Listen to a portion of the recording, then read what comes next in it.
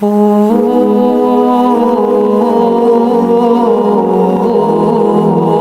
میں نے آیت پڑھی وَذَرُوا ظَاهِرَ الْإِثْمِ وَبَاطِنَهُ، یہ پوری تمہید اس آیت کو سمجھانے کے لیے میں نے پڑھی ہے.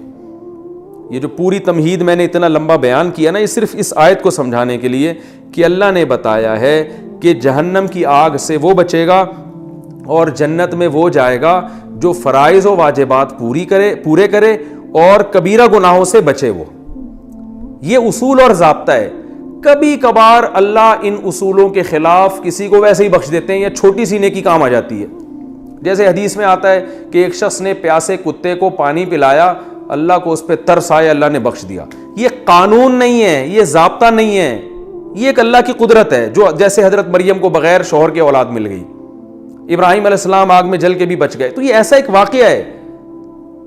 ہم اس قسم کی حدیثوں سے استدلال کر کے گناہ پہ جری ہوتے ہیں کہ یار وہ ایک آدمی نے کتے کو پانی پلایا تھا، اس کے اللہ نے سارے گناہ بخش دیے، تو میں تو صبح پوری سبیل کھول کے بیٹھا ہوا ہوں، میں تو صبح شام کتے کے مالک کو بھی پانی پلا رہا ہوتا ہوں.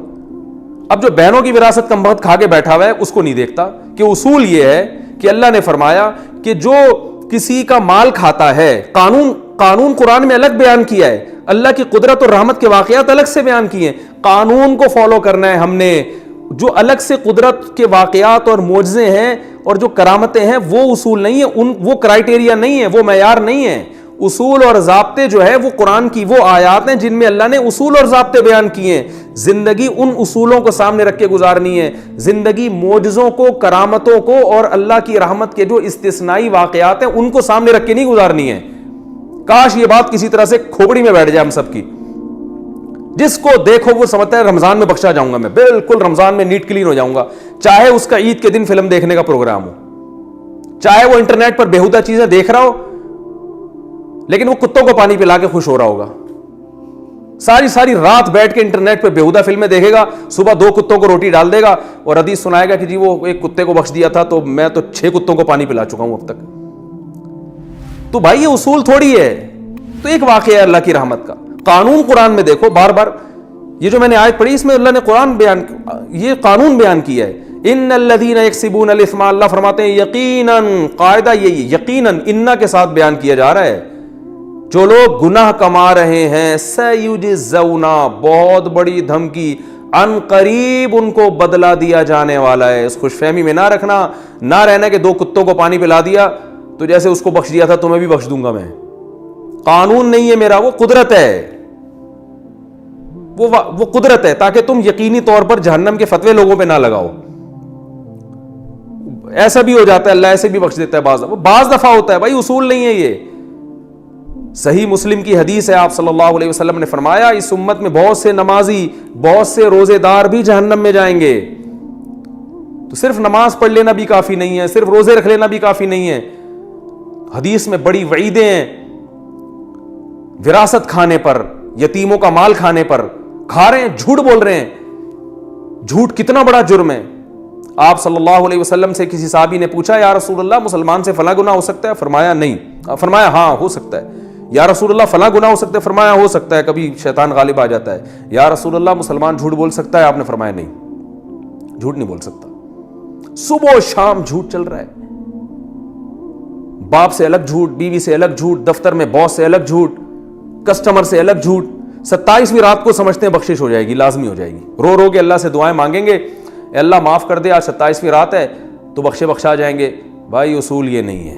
27ویں رات میں بھی، لیلۃ القدر میں بھی اسی کی بخشش ہوگی جو رو کر اللہ سے اپنے گناہ معاف کروا لے اور آئندہ اللہ سے گناہ نہ کرنے کا عہد کر لے. قانون یہ ہے کہ 27ویں میں بھی اسی کی بخشش ہوگی.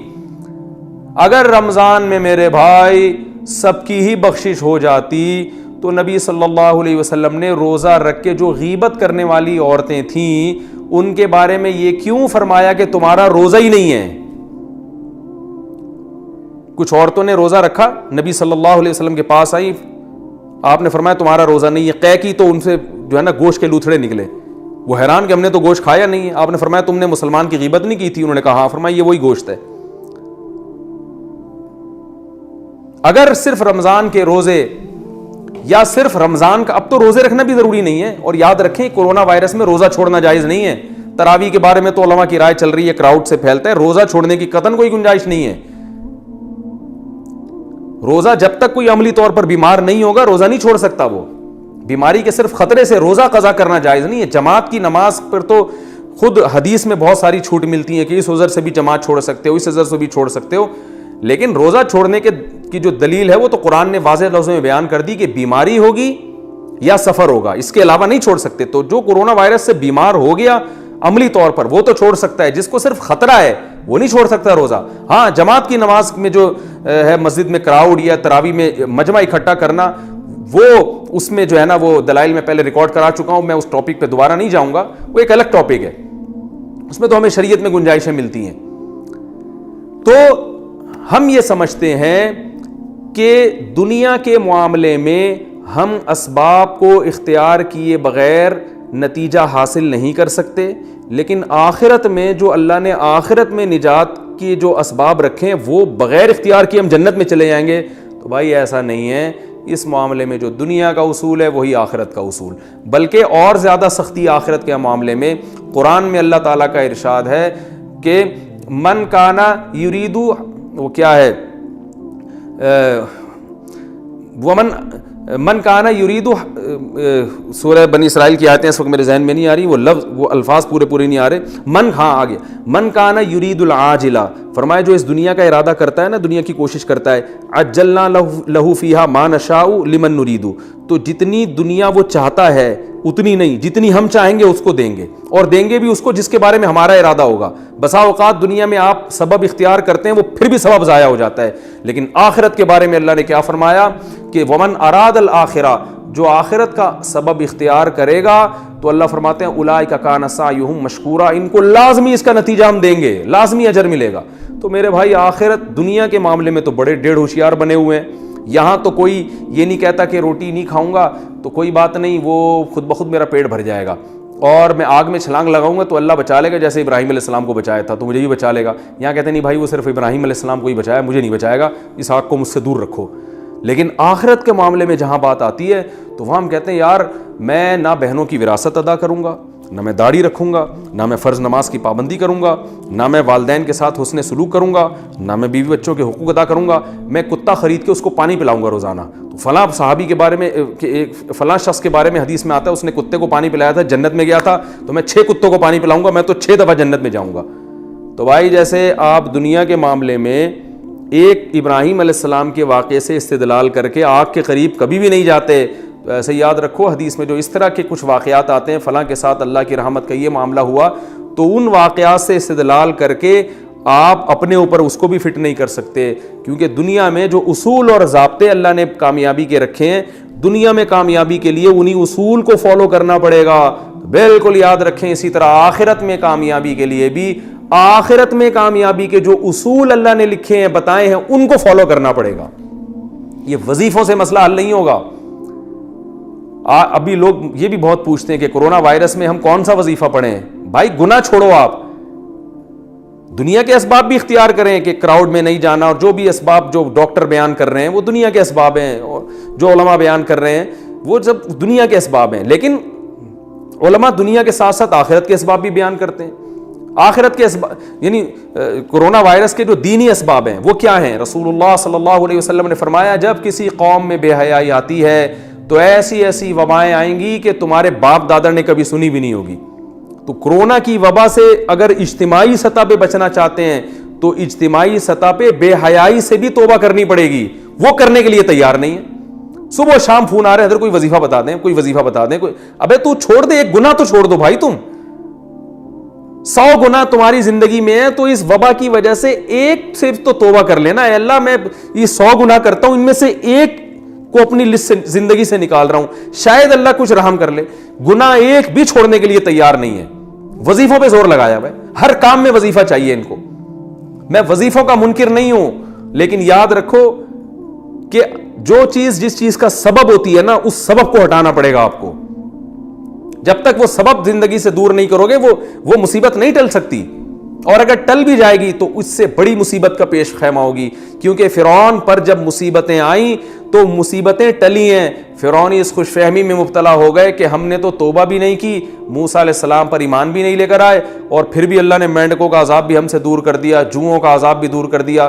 وہ اس خوش فہمی میں تھے کہ اب ہمیں توبہ کی ضرورت نہیں ہے, مصیبت تو ویسے ہی ٹل گئی. ان بیچاروں کو یہ نہیں پتا تھا کہ بھائی یہ جو مصیبت ٹلی ہے نا, یہ بڑی مصیبت میں ڈالنے کے لیے. اب تجھے سمندر میں پانی میں غرق کیا جائے گا, اس کے بعد یہ چھوٹے موٹے عذابوں کی تجھے ضرورت ہی نہیں رہے گی.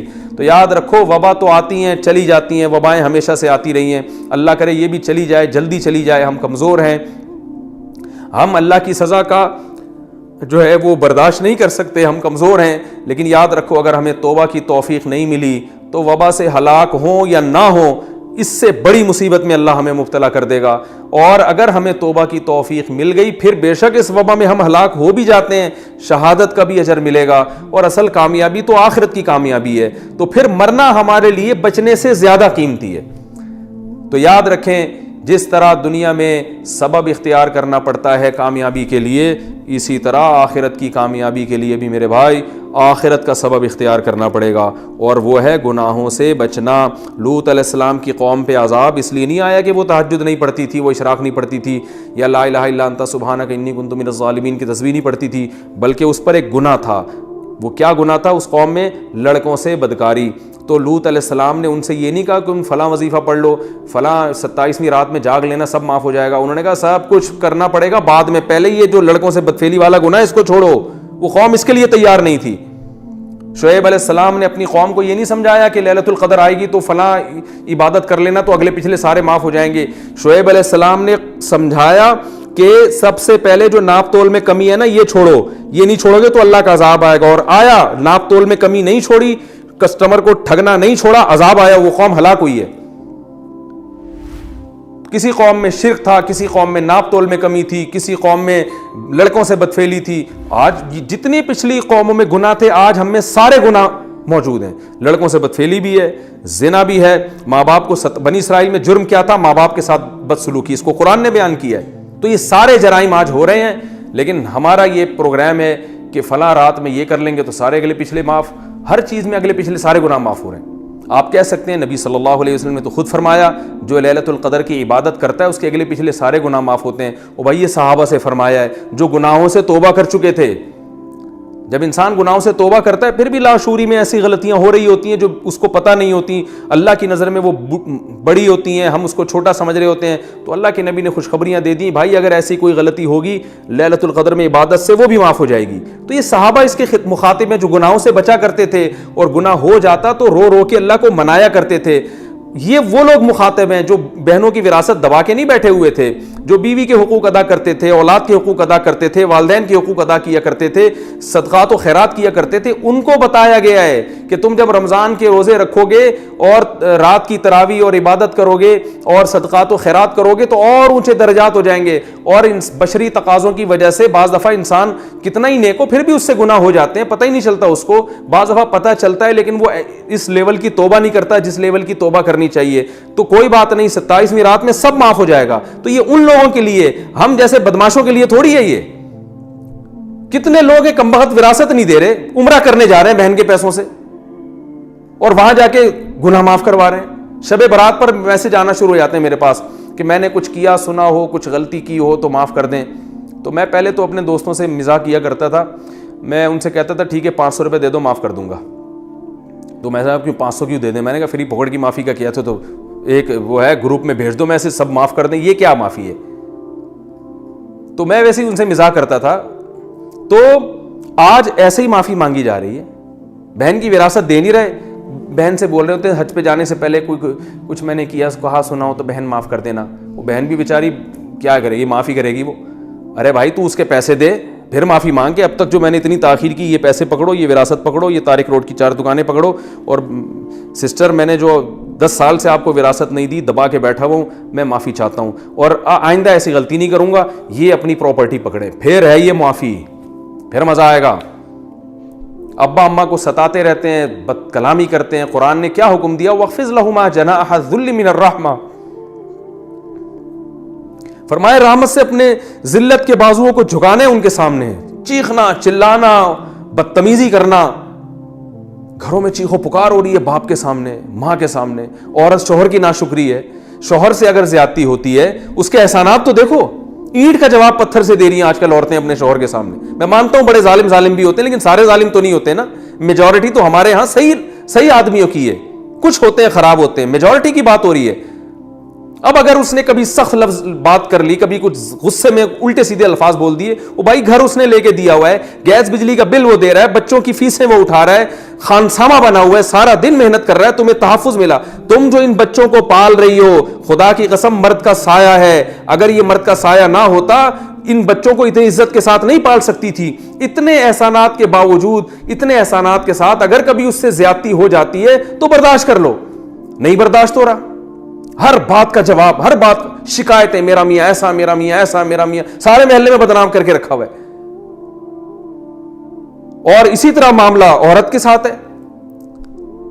کتنے لوگ ہیں بیسک حقوق ادا نہیں کر رہے, بیویاں کما کے ان کمبختوں کو کھلا رہی ہیں, اور وہ جناب عمرے پہ جا رہے ہیں, اپنی آمدن ساری لگا رہے ہیں کہ جو ہے نا وہ صدقات و خیرات کر رہے ہیں, اور پتہ نہیں کیا کیا کر رہے ہیں. جو پہلے اللہ نے جن کا بنیادی بیسک حق بیان کیا ہے بیوی بچوں کا, اپنے ماں باپ کا, وہ ادا نہیں کر رہے.